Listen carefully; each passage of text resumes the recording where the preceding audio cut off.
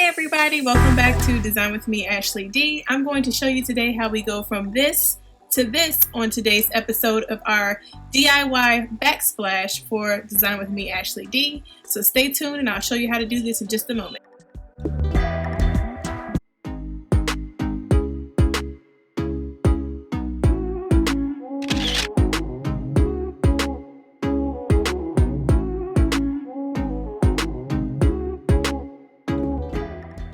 Okay, so first up on this video is a supply list. I crafted this list so you will make minimal trips to the store. The first thing is the Chiaro brick tumbled that we're using. That's the kind of brick that we're going to be using for this project. They come in 12 by 12 squares, and take good notes on this list, y'all. I will also post this down in the description bar below, but you will make minimal trips to the store if you follow exactly what's on this list.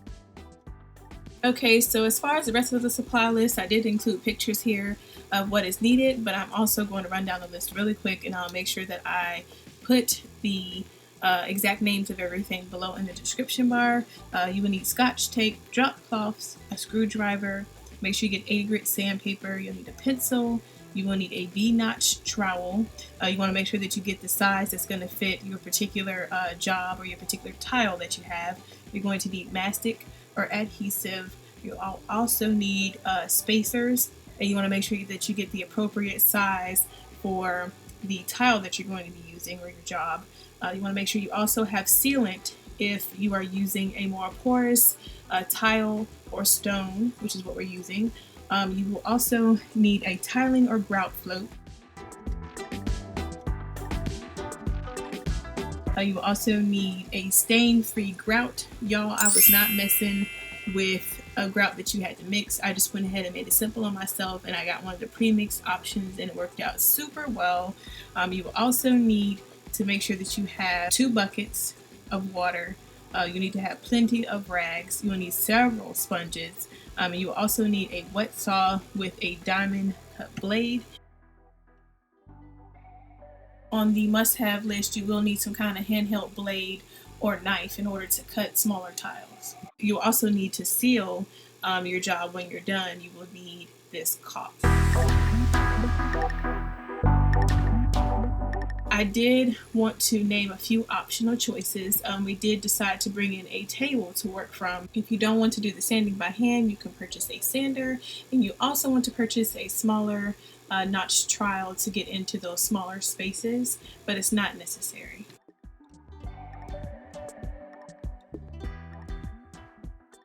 So here's one more look at the wall beforehand, and this is also a picture of our workspace before we get started. You want to start off by unscrewing all of your plugs or just outlets that you have with your screwdriver. Make sure you store those in a safe spot, because if those are missing afterwards, you are going to be in trouble. It's totally optional, but I highly recommend that you tape off your countertops so that way if you spill things on it, or if you get mastic or grout on there, all you got to do is pull it up. It's not stuck to your countertop, because y'all, it is a pain to get off. I also recommend that you tape or cover your appliances as well. We did get a couple of marks on our fridge, but luckily we were able to get majority of it out. We still have a couple of fine lines in there that we're having to work with, but just do yourself a favor at the end and make sure you cover those appliances. Please guys, make sure you turn your power off as well. Okay, so now we're ready for step 2 in the process. Make sure you sand and wipe down those walls. So sand those walls. We sanded these by hand with that 80 grit sandpaper, and then we went back with a towel, or either you can do this with a paper towel and just wipe those extra fine grits of sand down off of the wall. You want to make sure you have a nice clean wall to work with, and you want to make sure that you don't have any water or anything on the wall so it won't weaken your adhesive or your mastic. Next thing you want to do is you want to measure out where you are going to start your tile. So we drew a line straight down the wall using our grout float. Step 3 is by far the hardest, because you're trying to adjust your wet saw to your cuts. So once you get that all adjusted to make your preferred cut, then it's time to start cutting. But the hardest part is just testing it out to see where the blade cuts at, to make sure that it's cutting at the proper angles and everything. The main thing is you have to adjust your blade and your guard, which is that yellow thing that's sitting on top of the tile, to your preferred cut. I will link a video down below that explains how to adjust it. We figured out with this stone, it's totally hard to cut, like super hard to cut. So he had to make sure that he started into the tile in order for it to cut better. So we finally got the first piece to cut real nice. And with that corner or that edge piece that everybody is going to focus on, you want to make sure that you try to get that as straight as possible. The next thing is to prevent the weakening of your adhesive. Since it is a wet saw, it's going to be spewing water everywhere. That's what keeps these cuts real nice. So you want to make sure that you just dab that off with excess water. And then I'm about to start applying the stone tile to the wall. That is the adhesive, or mastic as it's called. And you just apply that to your V-notch trowel. Since I was at the end there, the best thing for me to do was to apply that going straight across there. You want to make sure that you put a generous amount on the wall because you want these tiles to stick. You do not want them to fall down. You do not want to use too much adhesive, or else it's going to be bleeding through your tile job. You want to use just enough to get this to stick to the wall. And this job is very time consuming, so please take your time. Work in small sections. As you can see, I worked in the bottom section. Don't go off trying to apply adhesive to the whole wall. Start in small sections, and as you cut, go ahead and build with the section that you start with. So once you get done applying it to the wall, you want to run your V-notch down over the mastic to create those ridges that you see there, and then you want to apply your tile. I will say what we found that worked best for us, we applied or put down our spacers at the bottom first before we applied those bottom rows that meet the cabinet. One thing I will say, you never want your tile to meet your cabinet, or you never want to lay your tile directly on your cabinet. You have to have a space between your cabinet and your tile so it can breathe and expand as it needs to. If not, you will crack either your tile or your countertop, and you do not want that to happen. So please make sure that you apply your spacers. You will see later on what we're going to put in place of those spacers once we pull those out. But please, please, y'all, do not apply your tile directly to your countertop.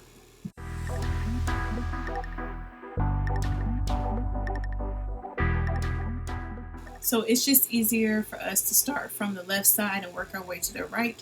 So we cut all of our left side end pieces. We're just kind of measuring those out to determine where we need to cut at. And once we get those cut, as you can see here as the video progresses, we're going to go ahead and apply those pieces as needed. It's just like one big puzzle piece.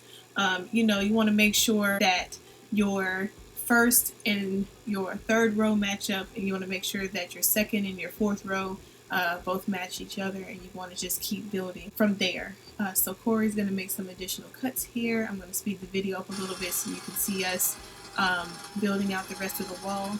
I am going to stop and explain a little bit more once we get around those outlets, so you will see a little bit more in depth how we build the pattern around those outlets.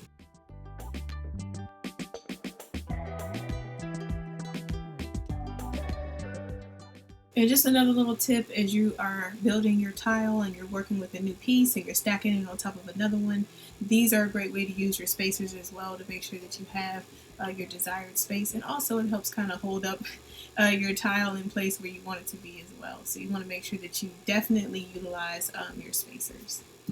And as I mentioned earlier in the video, we're working from left to right, and we're also working from bottom up to the top. The reason why we're not working from the top to the bottom on this side is because of where the cabinets are above. We already knew that we weren't running another half of a row or like half of a tile up underneath there. We liked the way that it looked just going straight across.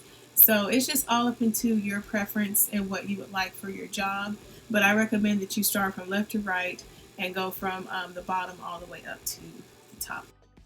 Okay, so here we are measuring out the outlet. He's cutting pieces. We also have the outlet cover to make sure that when the cover goes back over it, it's covering the holes and it's actually covering the piece that he cut. As you can see there, we're missing, it looks like a total of maybe 4 or 5 pieces going all the way around the bottom side of the outlet. Like I said, I was going to show you guys in depth how we were going to fill those pieces in, so I'll show you all that in just a moment. And I don't know if you saw his knife there, he was cutting out the pieces that stuck out over the actual outlet itself. So guys, make sure that you have your extra blade or knife on hand so you can cut out those pieces that you do not need, or either they're sticking out into the outlets, and you can cut those pieces down to size using your wet saw. Okay, so here's all the pieces that are going to go around the outlet there. He's cut quite a few of the smaller or a half a piece of a tile, and then he has the fuller tiles down there as well.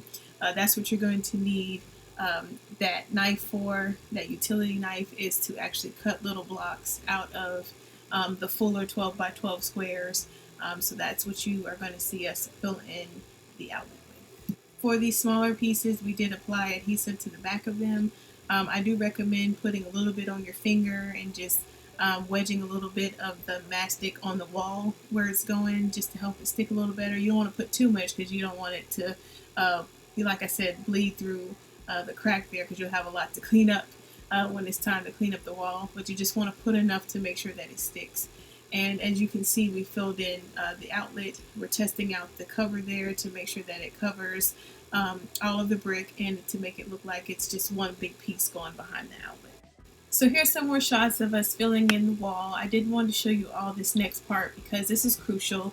We're getting ready to go behind where the stove is.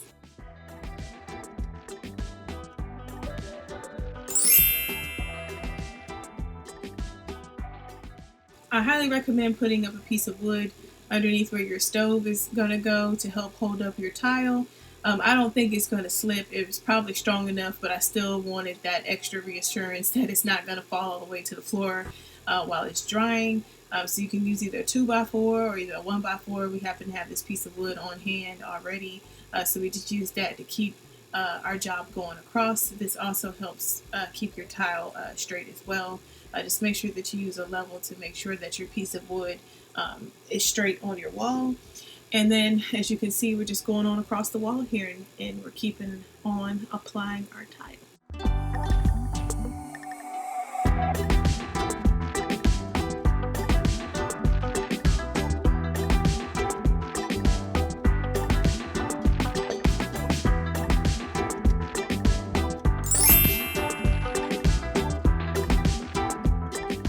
I will say the hardest part of this job is just using that wet saw, but once you get past those end pieces that you need it for, it's totally a breeze to use your either blade or knife to go ahead and cut those pieces. As you saw, he cut that full 12 by 12 square down into a half that we needed in order to finish the top of that wall, and it just fit right in place. A lot of the major cuts that you'll have to make are just your end pieces, and if you have any pieces that come to an angle, you'll see on the other side of the wall we did have quite a few pieces that we had to cut at an angle, but other than that, you won't really need to use your wet saw unless you just need a straight edge or an angle cut.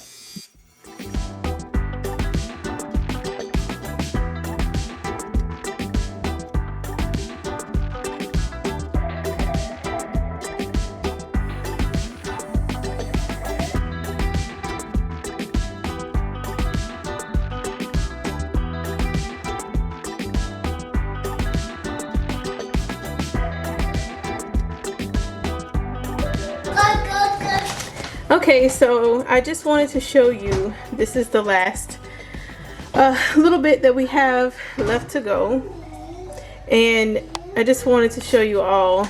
We went ahead and did the edge, or around the edge first, and then we're going to come back and do around the outlet, just because we wanted it to all be seamless and kind of line up, especially the outer edge here, which is where people's eyes are mostly drawn when they see backsplashes, is to the outer edges. So we, or Corey rather, because I'm clumsy, y'all, like I was saying earlier in the video. Corey is our cutter, so he cut this piece out, and it's basically like pieces to a puzzle. So you just take your time and really go around the outlet and just fit pieces in. So like some pieces will be big chunks like this, and then some pieces could be as small as maybe 1 or 2 of these bricks, shall I say. So I'm gonna go ahead and put this top piece in here, and again, what you saw me doing earlier is I'm going to apply some more of the mastic or the adhesive to the back of these stone, or can I call them, yeah, they're brick, to the back of these little bricks. And I'm going to put some more in these little grooves right here, because I believe this is kind of dry. Yeah, this is dried up now. So I'm going to put some on my finger and kind of dab it in between these little joints here, just to make sure that it's got enough cushion to stick to the wall. This stuff I just put here, so this is still pretty wet there. So that's what I'm going to finish up, is fitting the pieces to the puzzle, around this outlet here.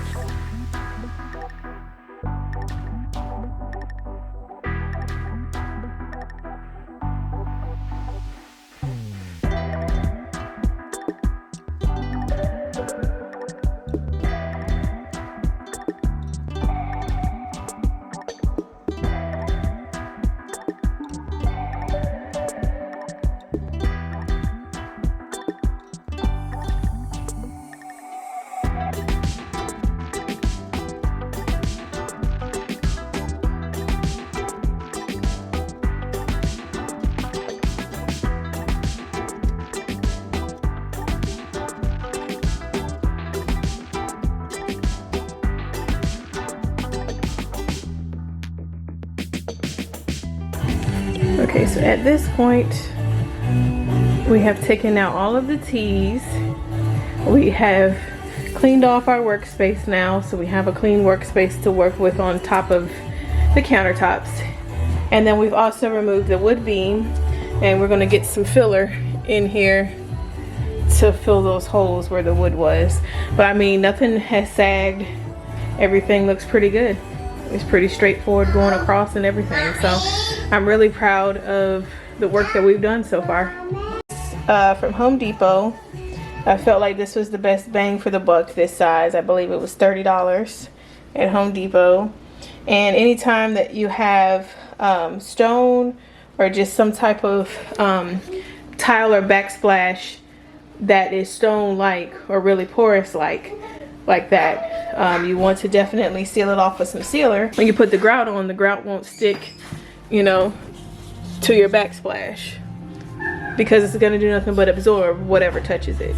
And then of course, after you put your grout on, you want to hit it with the impregnator sealer again, just to make sure everything is nice and wipeable at the end of the day, because that's the reason why you get a backsplash, right? So you can so it can take on the durability and the toughness of you cooking or just your day-to-day kitchen routine, and it doesn't mess up, you know, the wall at the end of the day. You can just wipe it down and keep it moving.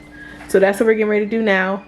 We have some rags we're about to cut in half and start applying the sealer. Just gave the tile one good wipe down. We are also in a minute here going to go in between the joints where you see the adhesive or the mastic kind of peeking through, and just get the excess mastic or adhesive off of the tile. Once you do that, it's time to apply the sealant. I just have a rag. My hands are kind of sensitive, that's why I have gloves on, and plus this stuff smells super strong, guys, so I would definitely recommend putting on some kind of protectant even over your face, because it is really strong. But you just want to wipe it all over your tile. We did apply 2 coats of this. We let one dry. I think you let it sit 5 minutes, and then it's time to wipe the excess off. And then once we wipe the excess off, we applied another coat probably like 10 minutes later. And we, like I said again, applied 2 coats of this. You just use a rag. That's the best way to apply this stuff onto your tile. I applied it with a pretty generous amount because, like I said, you want to be able to protect your tile from your grout.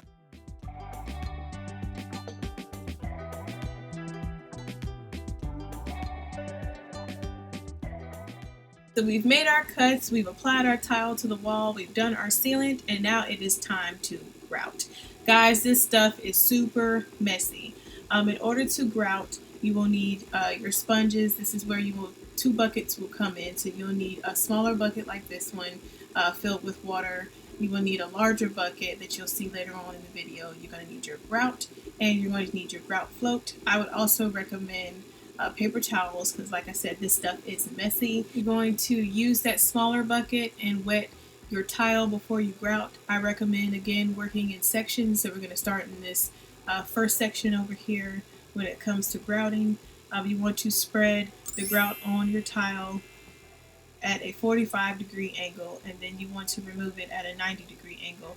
But guys, you know, we know the angles of your countertops and your cabinets, you can't always get at a 90-degree angle in order to apply and remove stuff. So you have to do what works best in order to get things on there. As you can see, I'm working it in with my fingers. Y'all, I am not doing such a great job with this grout job. I'm gonna be honest with y'all. So Corey had to step in and help me here. We all know the things that we're good at and what we're not good at, and Corey stuck to cutting the tiles and to grouting. I just am not good at those things. So he did step in and help me with those things. But for the most part, y'all, I would say I did a good job. I was the one laying the tile on the wall, right? I did want to add a little Home Depot plug in this video really quick. This is in no way sponsored by Home Depot, but if you are not comfortable just yet doing the tiling and the grouting, Home Depot does offer classes to help you practice with that. Now that we are kind of lifting the restrictions, they might be offering that. Just check on the Home Depot website to see when they are offering classes in your area. I did find something that I'm great at. This is really a two-person job, this step right here, because as soon as you apply the grout, you're going to have to wipe it off with a sponge. You need to wipe the excess off of your tile with a sponge. So I'm using the smaller bucket here, but I mean, you're going to need to change it so much, y'all. That smaller bucket is not going to work. So you're going to need like a 5-gallon bucket, which you'll see later on in this video, which is what we switched to in order to keep from having to make so many trips outside to dump the water, because this water is going to get milky like, or milk water, which is what I call it, real quick. So you want to make sure you switch from that little small bucket to that 5-gallon bucket. And when it goes to applying the water onto the tile before you apply the grout, you want to make sure that that is clean water and not grout mixed water.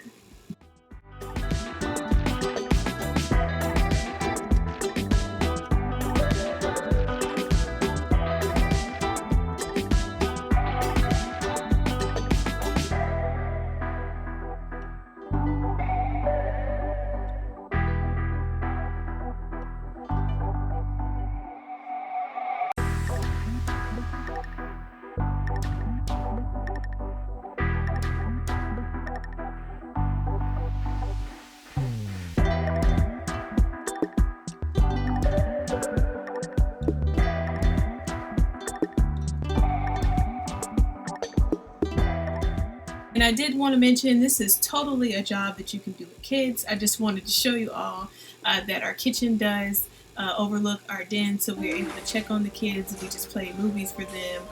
We ordered pizza. With this job, especially if you're working behind the stove and you have your sink and everything out of commission, you are not going to be able to cook while you're doing this job. So you will need to either order food out, or you can meal prep and cook your food beforehand and just heat it up in the microwave. But they totally enjoyed their movie nights that we had those couple of nights that we were working.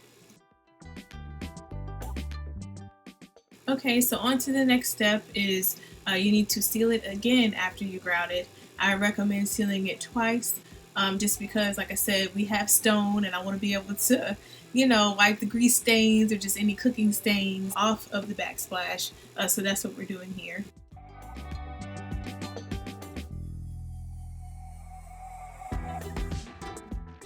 Okay, and the last part of this project, or we're getting down to the last little bit of this project, is of course you want to clean up your space.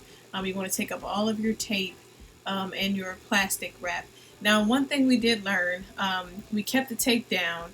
One thing we did learn is you want to take your blue tape up before your grout dries down really good. So once you place your grout on the wall and everything, that's when you want to, after you get your job done as far as the grouting, before it dries down good, probably wait like 10 minutes after you apply the last piece of grout, and you want to go ahead and take your blue tape up at that point, because you're going to go back in, as you can see with the caulk here, and you're going to fill in anywhere where your tile meets another surface. If you do forget to peel up your blue tape, all you have to do is go back in with this blade I have here and just get it up that way. But it's just so much easier, guys. Save yourself a lot of heartache with this cleanup, and go ahead and pull that blue tape up after you apply your grout before it dries down good. You all will thank me later. Just make sure you keep an eye on the grout line in between that bottom row to make sure that it still stays. But like I said, if you just let it dry just a tad, not much, just enough for you to get that blue tape from underneath there, it does such a better job.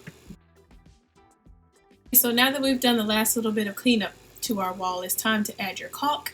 You will need a caulk gun like this. This just makes your life so much easier. And we use the brand DAP in white. And then you can find this at Homedepot. You'll start at the edge of the wall or the edge of your project there, and you want to run a bead of caulk all the way down to the end, or to the other edge of the wall. In this case, we ran it from the outer edge of the wall, and we ran it all the way down to where our stove meets the countertop, and then we continued on the other side where the stove meets the countertop and ran it all the way down to the end of the wall. I'm going to speed this process up here. I will say that this process does get a little messy, so if you do get caulk outside of the caulk line where you want it to be at, which is between the countertop and your tile job, then you just take a wet paper towel. Don't let it dry down too much. Just take a wet paper towel, go back over the spot where you had got your caulk outside of your line.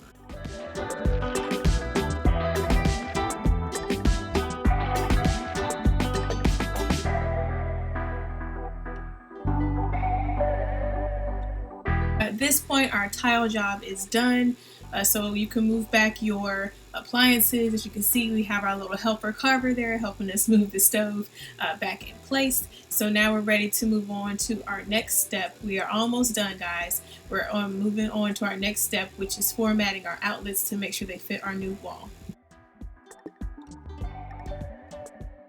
And here is a budget-friendly hack or a budget-friendly tip. Instead of getting those outlet extenders and spending money on getting those, my husband Corey thought of this economical solution, which is using longer screws and using the ones that have the washers, so you can adjust where on your wall you would like your outlet or how far you would like your outlet to come out. 6 of these screws along with the washer come in the pack. They're $1.28 for all 6 plus the washers, which equates to roughly 21 cents a screw and a washer, which is excellent compared to what you will be paying for the actual outlet extender. They do come 5 in a pack, but that still equates to more than what, well, way more actually than what these screws would cost individually. So I recommend buying this pack of screws versus the outlet extender. Okay, with this step, you want to definitely test out your outlet and make sure that it's not wiggling, make sure that it's not pressing into the wall, because that's the thing that you are trying to avoid, is you don't want it to cave in or press into the wall every time you're plugging something in. So as you'll see here, I'm kind of testing it out to make sure that it's not pressing in. I'm adjusting the washers on the back, so it does take a little bit more effort to make sure that the washer is set in the correct place. Once you get it set into your desired place and it's not pressing into the wall, or basically it's not moving at all, as you can see I'm tapping my finger there and it's not moving, it's time to replace the cover back on. I'm just testing it out again to make sure that that cover is flush to the wall, and once I make sure that it's flush, it's time to screw it in, and that's what I'm doing there. So I did want to share this last part. It's totally optional, but I still saw some more of the blue tape peeking through, so I just ran another bead of caulk down to really cover that up. And then I noticed that it was just a little tiny holes in between the outlet cover and the actual tile itself. So I went ahead and I filled in that part caulk as well. That's totally optional. I just thought it looked a lot better filled in Here is the final result. I did not want to make this video super long today, so I am showing you what the other side of the countertop looks like as well, with my coffee station up against that new backsplash. I hope you all liked this video today. I hope you found it extremely informational and helpful. I hope that this inspires you to go out there and try a lot of projects yourself. If you enjoyed this video today, go ahead and hit that thumbs up button for me. If you are new to my channel and you are liking what you are seeing and you want some more information, I have tons of videos out there about travel and just anything that you need information on, so go ahead and hit that subscribe button for me. If you have any questions about any materials used or anything, definitely let me know down in the comments below, or you can email me at designwithmeashleyb@gmail.com. I wanted to say that this project took us a week with kids and work and everything, but if you do it straight through, it should take you about 3 to 4 days. We use exactly 2 boxes with 1 extra section, and we ended up with a full 12 by 12 section left over, just in case you were wondering. And as always, I appreciate you all supporting my channel, reposting my videos and everything, and I will see you in my next video. Thank you so much for watching.